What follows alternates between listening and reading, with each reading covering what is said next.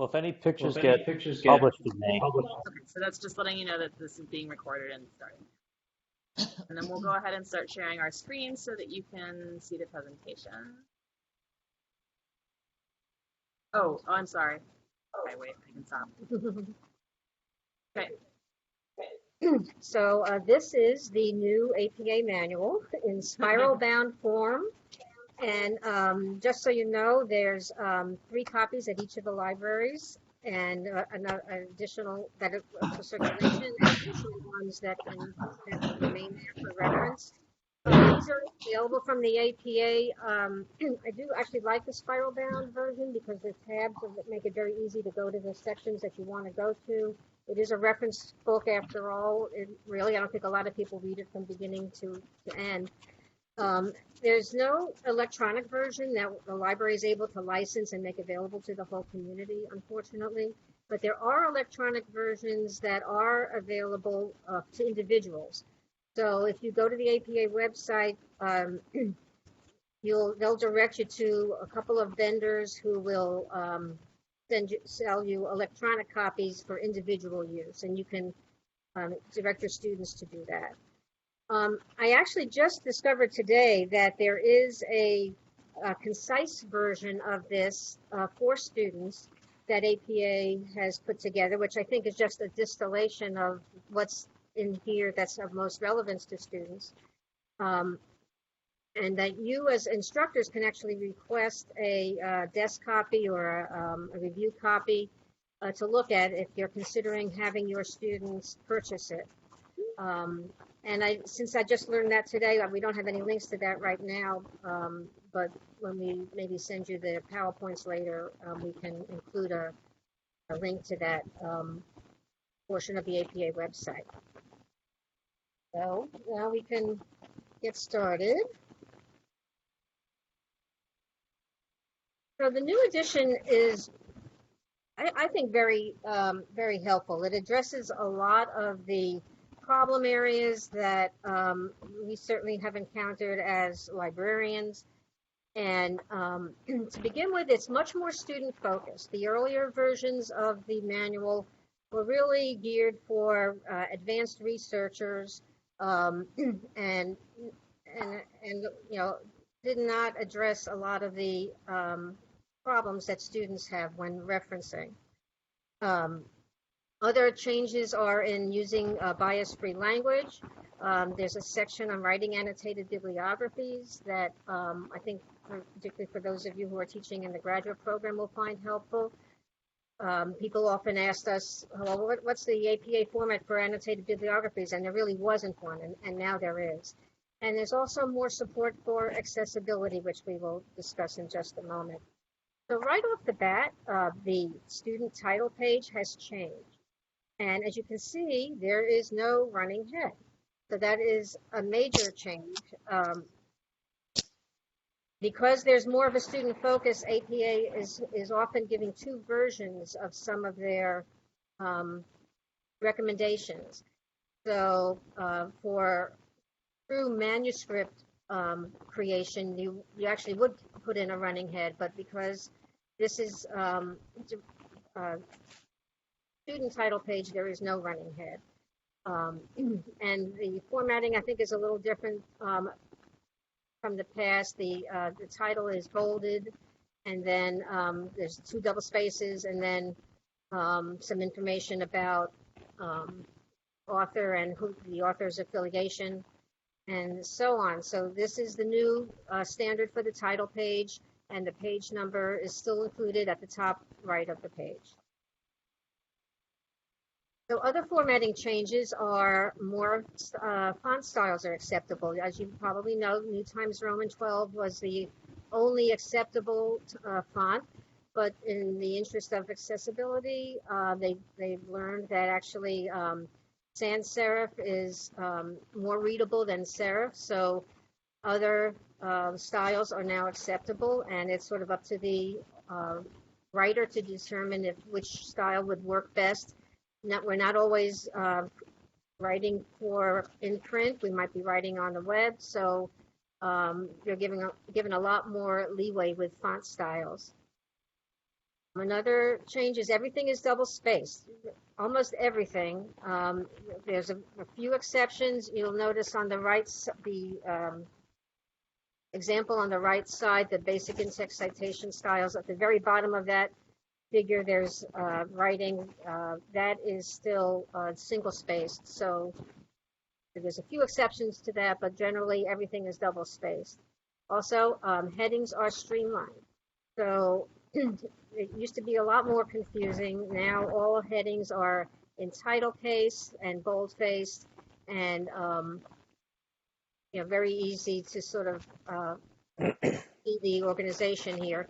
And all of this information is on the cheat sheet in the inside of the manual, and then in general there's a lot of the most consulted information is there, and the cheat sheets are actually very, very useful. So this is a big one, I think. That's sort of comes under the category of old habits die hard for me, because at least I find that just putting one space after a period at the end of a sentence is kind of difficult. And that is now the new rule. It used to be for the colon and the semicolon that in the previous edition that was one space, but they had not said anything about spaces after a period that ends a sentence in the older editions. But now they say in the new edition one space after the period at the end of a sentence. So we just have to get used to that somehow. Bulleted lists, now you can use. There's just a little more, there's a lot more guidance on bulleted lists. People use them a lot. You can use different symbols if you like. Either sentence, if you're using sentence fragments, then you can just use no punctuation, that's fine. Or you can use commas and semicolons as you would if you were writing in the text. Full sentences would get a period at the end, the bulleted list. The serial comma is given a boost here, I guess. APA wants you to use the serial comma, also called the Oxford comma.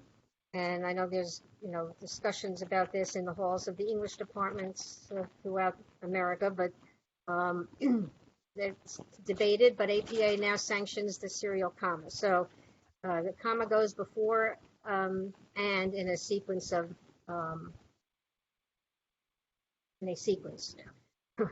And just to give you an example of why a serial comma is sometimes needed, is this example of this book is dedicated to my parents, Ayn Rand, and God. So you can see why in some cases a serial comma is very useful. And there's just a lot more guidance in the manual on these in other areas of mechanics like capitalization and abbreviation and numbers. So in-text citation has changed.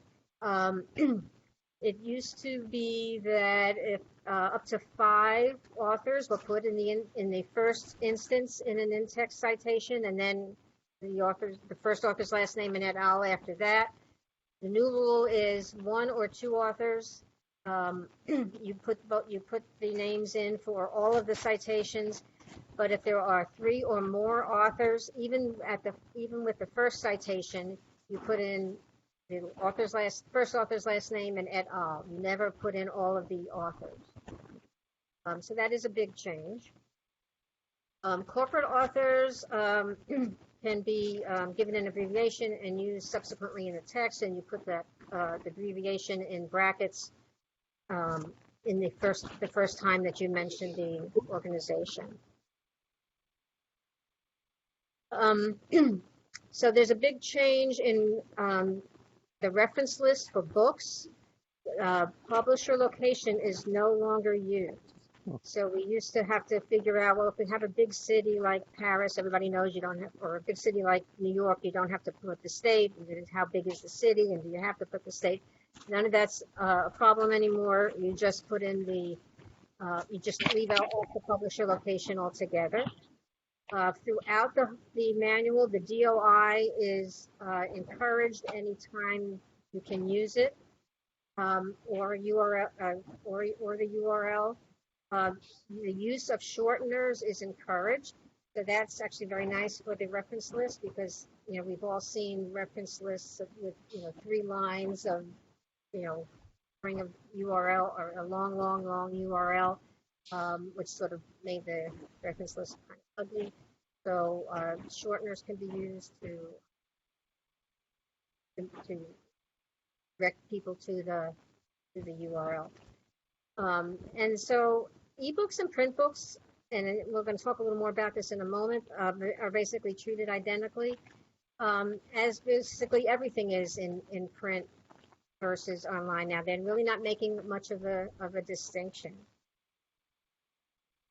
And I just wanted to mention that the section on annotated bibs is in chapter 9, and you can look that up. So in the reference list, there is another big change in the journal section. So you will see a long list of names here. That's because you now have to include up to 20 authors in the reference list. My goodness. For many people, that is maybe not a problem because in some disciplines there's not typically that many authors, but in the sciences there could be that many. That's going to be burdensome probably. I can imagine students saying, I'm not going to pick that article because there's too many authors. But that is actually this is the new rule. Everybody who had a role in the research will get their name in the reference list.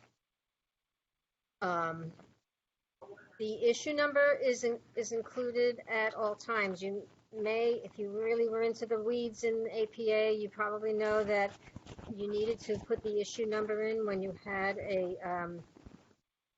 multiple issues of a journal that were paginated sequentially. No longer, now you just use whether the pagination restarts with each issue or not, you just include the issue number at all times. That is a change. And again, just using those DOIs and the DOI shorteners is encouraged. In reference lists, also, you will, you're going to start probably encountering a lot of other types of materials besides, books and journals. And we're going to talk a moment about how to handle that. In general, if it's sort of something that's just a little bit different than traditional sources, you should put the format in brackets. So you can see here that video was put in brackets. Also, retrieved from is no longer needed or no longer used. So you don't say retrieved from at all anymore. You just put in the straight URL. So here's the big thing that I think is most important and something that APA's made a lot clearer, even though it's not exactly a change. We all are encountering material on the web that we don't know how to cite, and people try to cite it as a web page and follow the APA's rules for web page. But in fact, they don't want you to do that. What they really want you to do is look at what you have and ask yourself, what kind of work is this? It may be a newspaper article. It may be conference proceedings. It may be report. Exactly, government report or data set. So you ask yourself, what kind of work is this? And then I'm going to talk to you in a moment about how to find the citation for that, the format for that. But the point is that not everything is cited as a web page. And you want to kind of understand what it is that you're looking at. And I think this needs to be emphasized with students because they don't often make those distinctions about what it is that they are looking at. And I think they will actually learn a lot by having to analyze it. And they'll have to do that in order to pick the right formatting for their reference. If you really can't find something, an example of what you have in front of you, and it really is what we'll call a web page, like a homepage of an organization, say, or something like that. The rule that you can always use to create a citation is just following the author, date, title, and source. The author being whoever created the work. Date is fairly obvious, title, and then source is where it can be found. Where is it? Where can you locate the material?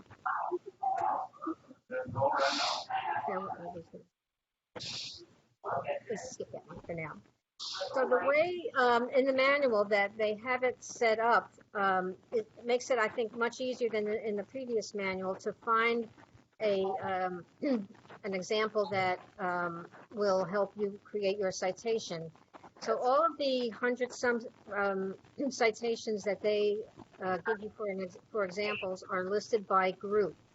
So there's a text group. So anything that is just texty, like books and articles and newspaper articles, anything like that is in the text group. And yet the next group are data sets, software, tests. I know some of you here today are in the psychology department, so when you're adding tests, there's a particular format for that. There's a group audio-visual media, so YouTube and podcasts and so on, and a group for online media like tweets and photos. So for each of these groups, there's a template that shows you the example to follow, and then of course many examples after that to demonstrate what a good citation looks like. One thing that's very nice is, again, with that student focus, they're including things as examples, things like citing slides and lecture materials that are in Blackboard. The students have asked us that question over and over again. So that's very helpful. This is just an example of the template for social media. And you can just sort of pull out the pieces that work for you and match what you're looking at and create your citation that way. So that's a very, very brief overview of the sort of the formatting and mechanics of APA. And Elizabeth's going to talk a little bit about this behind it. So I'm here, as Sue said, to talk about this chapter here, which is a little bit more nebulous than some of the changes we've covered so far. So I think that as far as the mechanics of things, we can all learn to put just one space after a period. I mean, it'll be tough, but we should be able to figure that out. This chapter is a little bit different.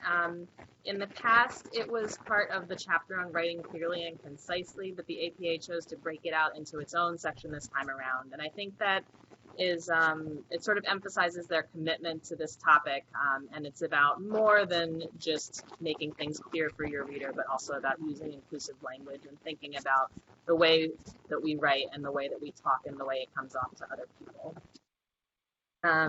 It's a little bit tougher in some ways because this not only asks us to think about, the way we space things and the way we bold things and the way we italicize things, but it also asks us to examine some of our biases and to maybe stop using certain language that makes people uncomfortable. Then we have to look at our students' writing and think, all right, well, what issues do we see with their writing, and then think of a way to communicate with them and to help them learn. I understand that you might not be doing this to be rude to someone, but you need to think about how your writing comes off. So some of the big changes that run through this chapter are right here. When writing about a known individual, one person, for example, if you did a study and we're working with one individual, you should use that person's identified pronouns. You can ask them what pronouns they use. If you are talking about a group of people and you haven't met all of them specifically, or if you're talking about a general, theoretical, hypothetical individual and you don't know what pronouns they would use, the use of the singular they is now. A lot of people have expressed this as endorsed, as in saying, oh, the APA has endorsed the use of the singular they. But more than that, it's sort of preferred. It's better, they say, than switching between, he in one sentence and she in another sentence, or saying she/he, or an S in parentheses and then he. Even though in the past those were all held up as examples of, oh yeah, that refers to all people. It's not as general as the singular they. Identity first language. This is probably something that a lot of us have heard and talked about in other situations, but this would be preferred. So in this case, this would be something like person with a disability is better than a disabled person. And both of those are better than saying something like the disabled, using an adjective as a noun. If you are writing about one particular person, again, you can ask them what language they use. So it's possible that your subject would say, oh, I'm fine with you describing me as a disabled person. It is generally better, they say, to avoid negative or condescending terminology altogether. So even if your partner or your subject says something like, oh yeah, I like to refer to myself as a mental patient, I probably wouldn't use that in my own writing unless I was directly quoting them. They also, one of the things that comes up again and again is being appropriately specific. So some of the examples that they gave were, in this case, ages 65 to 75 would be better than just over age 65, because then that comes up with the question of, all right, well, age 65 to what? How old were your test subjects? Something like participants from Europe versus participants from Denmark and France. Well, Denmark and France would be better because it lets you know exactly where that is in Europe. On the other hand, the thing that they mentioned about being appropriately specific is figuring out, well, when is it really necessary to get this specific? So in this situation, we have 50 cyclists who, I guess they answered a questionnaire or something about their bicycle maintenance habits. And we say, oh, and the African-American cyclist said that he rotates her tires, twice a year. But in this situation, the question would be, well, is it really necessary to make note of the fact that she's African-American? I'm assuming that Asian-American cyclists and African-American cyclists rotate their bicycle tires about the same number. On the other hand, if this were an interview about people who had experienced racism during a cycling race, then I think that would be a situation where it is appropriate to be specific in that. This is some stuff that sort of goes through the whole chapter. There are about 8 sections in this chapter. They have information about checking your biases as you describe things about people, including age, disability, gender, participation in research, racial and ethnic identity, sexual orientation, socioeconomic status, and intersectionality. So it's not a very long chapter, but it's certainly more detailed than I can get into here. I thought that what I would do is pull out either something interesting from each section that I maybe didn't know until I started doing this research, or something that applies to more than one of the categories. So here are some interesting things that I thought they brought up this time around. In the age section, they specifically mention avoiding othering terms that sort of imply that the author, the researcher, is in this majority or default category, and the people that they're describing are maybe unusual or other or different or abnormal. So the example they gave in the case of age was, something like not using the terms elderly or aging dependents, which sounds terrible. I don't know who would ever say that. But you can certainly imagine how this would apply to other categories as well. So for example, if you were talking about a person with a disability, you wouldn't want to say the normal people and the crippled people. One of the things that came up in the disability section was to avoid euphemisms such as physically challenged or handy-capable or differently abled, although again, this might be a situation where if you were working with one person, you could ask them what term they prefer.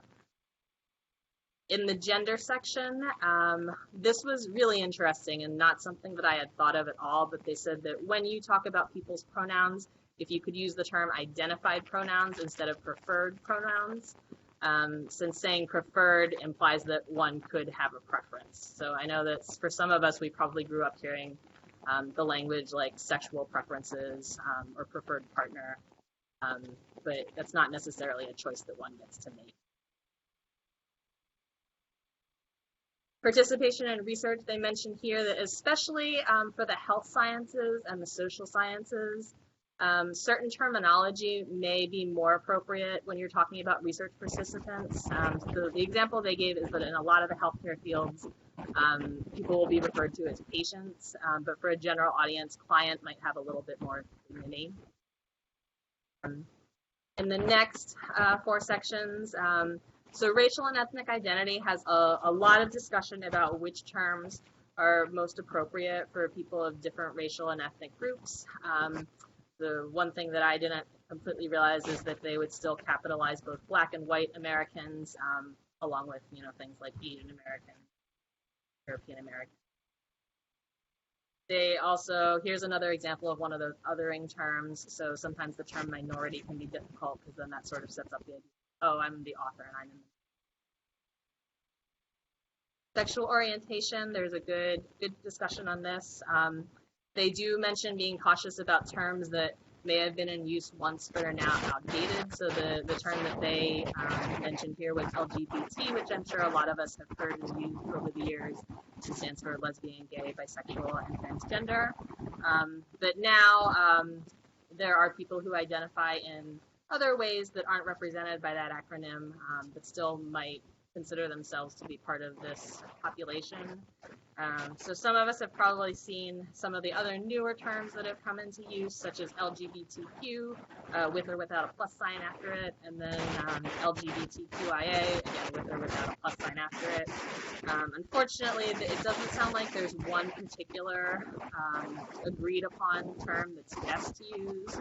So again, here you could think about either what your subjects prefer to use, or you could, they said possibly, something like sexual and gender minorities might be appropriate.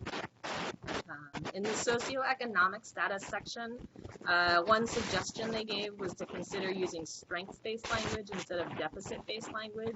So here their example was, if you were writing about people who only had a certain level of education, you could say something like people with a grade school education versus people who dropped out of high school, so emphasizing what they had done instead of what they didn't do. And certainly either of those would be preferable to high school dropouts. And then in the last section, when they discuss intersectionality, so they did make a note of pointing out that there may be people that you're working with or people that you've interviewed who fit in more than one of these groups recently described. And a lot of times that mix of identities is equally important. So a person who, for example, that is white, might have a very different experience or perspective from somebody who identifies as lesbian and is also a Black American. So that's one thing they pointed out. And they also emphasized the use of parallel descriptors. So for example, if you're going to talk about the African American women and the Asian American women and the men, well, now we have a qualifier on all of our women, but not the men. So even if all of the men are European American, you would still want to include that in there.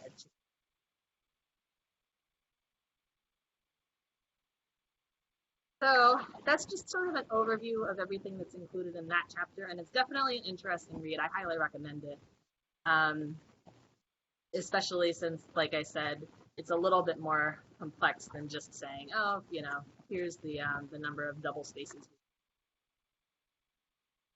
So we don't expect everybody here to remember everything that we've said tonight, although, like I said, we are recording this, so if you get bored in the middle of the night and you want to watch it again, just for fun, that would be an option.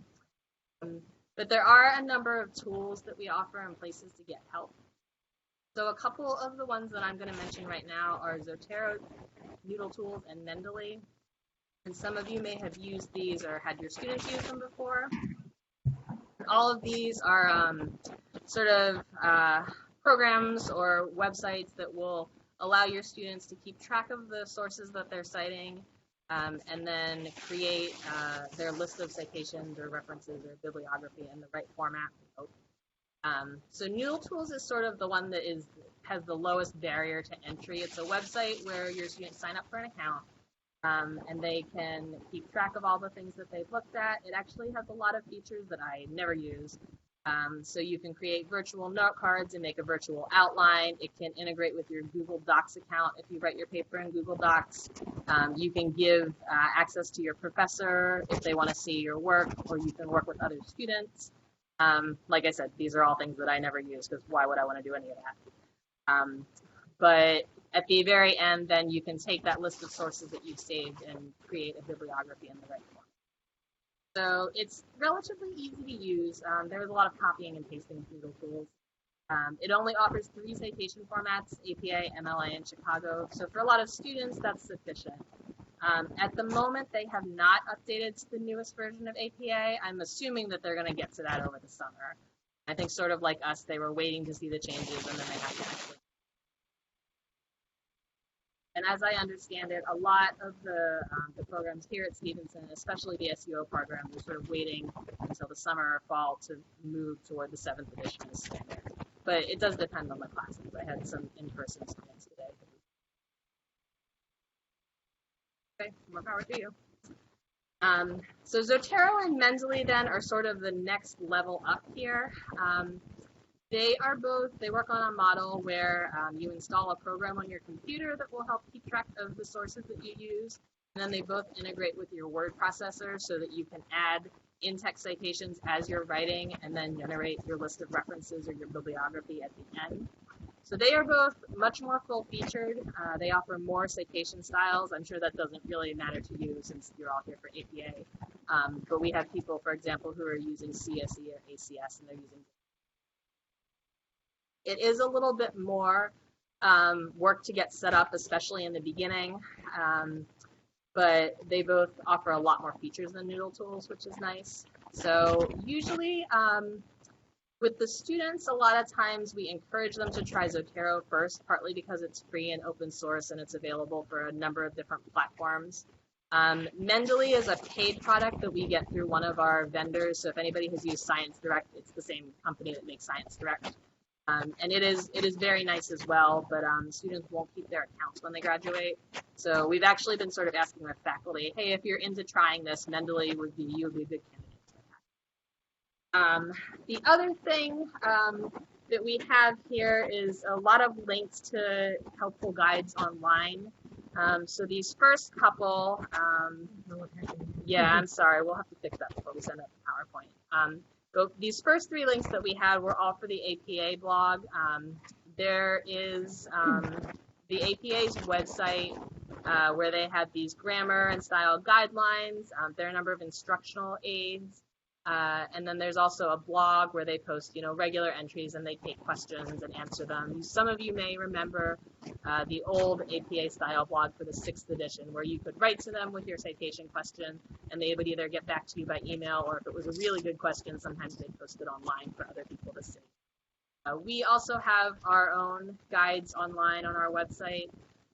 We have an in-depth guide to APA that has examples. So if you're citing a book, here's the format that you would follow. If you're citing a journal article, here's the format you would follow.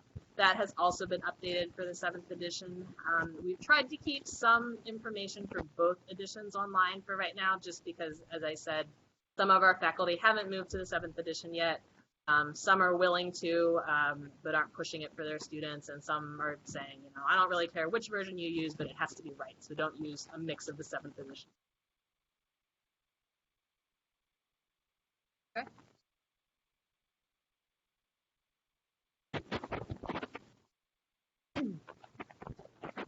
I guess we already said that copies of the manual are available at all of the libraries. And of course, your trustee librarians are here to answer questions when students need some assistance. Are there any questions we can answer for you now? We'll even let all of you talk. I do have a question. Let's see if I can get that in. So when it is time to put the quotation at the end of a sentence, there's a time, I think, to put the quotation on the inside of the period, and then there's a time to put the quotation on the outside of the period. Could you distinguish what's best or what's right or what's 6 or what's 7? If I'm asking the question. So you're saying when the quotation is at the end of the sentence? Yes. So so there's a time to put the quotation marks after the period at the end of a sentence, and then there's a time to put it on the inside. Could you clarify that rule? And I don't know, I'm not sure that that's an APA or not, but It is. it I is. seen it. I saw something years ago with the period and the comma. I'm sorry, the period and the quotations as to what that is. But if you don't have it before you, I'll just check it. I just thought you might have that handy. We are looking it up, but Okay. and I think if it's a complete sentence, you put the period inside the quotations, but Okay. probably somebody here who can may be able to address that. But we'll look that up. In the meantime, are there any other questions? Thank you. Hi, I have a question. Yes. I teach on an online course, and we've been using the style manual, the APA sort of brief one put out by Hacker and Summers, and it's the 8th edition. So would this 8th edition that we've been using still be connected to what the 7th one is that you're talking about now, or should I be looking into getting the 7th edition? So the Hacker book has a bunch of other styles in it also, doesn't it? Or is it just the APA? It's just APA. And it's so I don't believe that Hacker has come out with a book that includes the 7th edition. No, they have. They have So not. it's actually been a little bit bizarre because they released a new version of the Hacker before there were any updates to Right. either APA or MLA, which was clearly just because they wanted to make some more money. So I think that's part of the reason that SUO, at least in the nursing programs that I've talked to, has decided not to move to the 7th edition until the fall because they're waiting for the pocket style manual. And they Okay, want the great. Hacker Thank you. to have time. Anything else?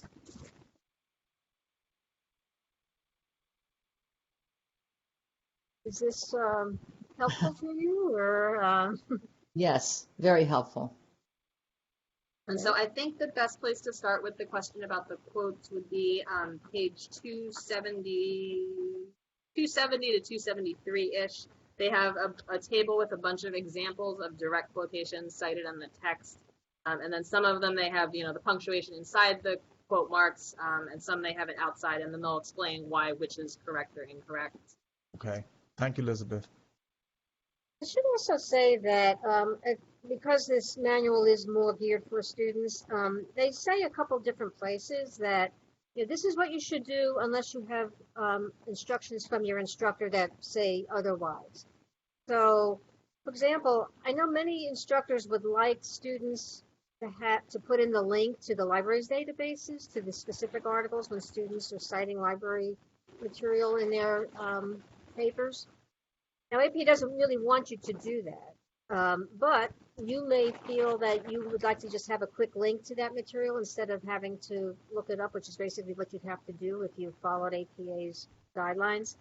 And you can say, if you would like, I want you to include the links to articles in library databases.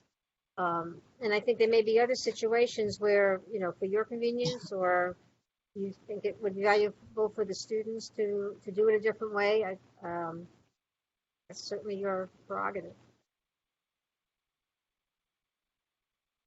If I just insert this, I'm just looking at my current version, and it seems that what they're saying is that the period does not go within the quotation marks only when after the quotation you're including the parentheses, page number, end of parentheses, then period. Otherwise, the period goes within the quotation marks.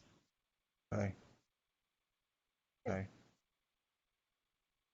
I'm sorry, I'm a geek. Thank you for sharing that. What page was that on again? It's not. It's this one's in the one we were talking about that the nursing staff online use, okay. which is I got you. the Okay. Hacker book. But it All should right. just be right in the very beginning. When you're getting into this newer book, it should be one of the first things they mention when they're talking about format for a quotation, because this one gave examples like that. Right. And this is a smaller book than the one you guys are talking about today. Thank you.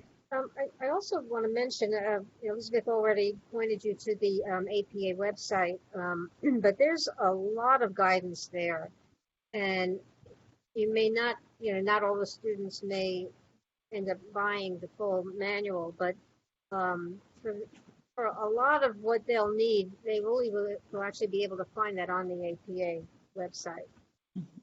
I definitely recommend you take a look at what's there. For example, there's I showed you the title page, but there's there are examples on the website of student papers and what a complete paper should look like. That's also in the manual, but there's a lot that they pulled from the manual and put on the website so that students would have access to the most basic information.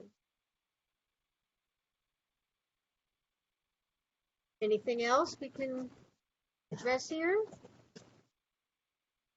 Thank you, everybody. If you'd like, we can send you the PowerPoint and Yes, we appreciate the PowerPoints, but this has been helpful. great. Thank you Okay. much. Thank you for your time. Sure, thank you. All right. Good night. Bye-bye.